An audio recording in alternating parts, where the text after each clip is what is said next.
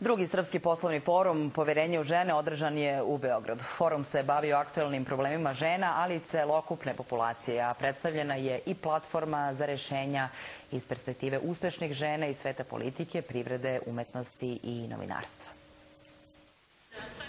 Na forumu na kojem su govorili predstavnici privrede, javnog sektora, ambasada, medija i nevladinih organizacija, rečeno je da u Srbiji žene čine 51% stanovništva.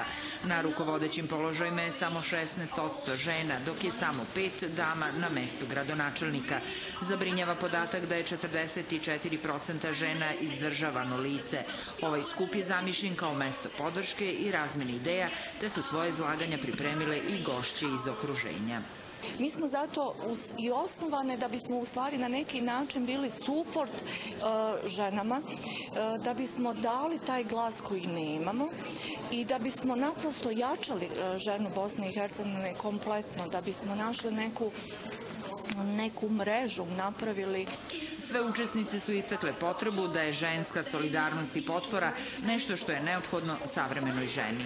Naš fokus je mentorstvo u preduzetništvu i mogu da kažem da smo godinama kroz iskustvo i kroz znanja koje smo prikupljali od boljih od nas u ovome, stvorili jedan specifičnu metodologiju mentorstva u preduzetništvu. Pripadnice medijskih udruženja, menadžerke i novinarke podsjetili su da su žene kroz istoriju igrale značajnu ulogu.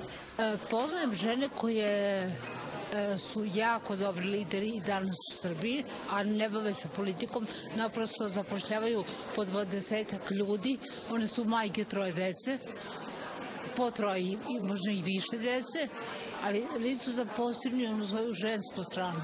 Ministarka državne uprave i lokalne samouprave Kori Udovički ocenila je da položaj žena u Srbiji generalno nije mnogo lošiji nego u zemljama Evropske unije i da se ni na početku tranzicije nije mnogo razlikovao. Udovički smatra da je poslednja ekonomska kriza delovala na oba pola, ali da žene sada imaju šansu da se brže oporave nego ranije.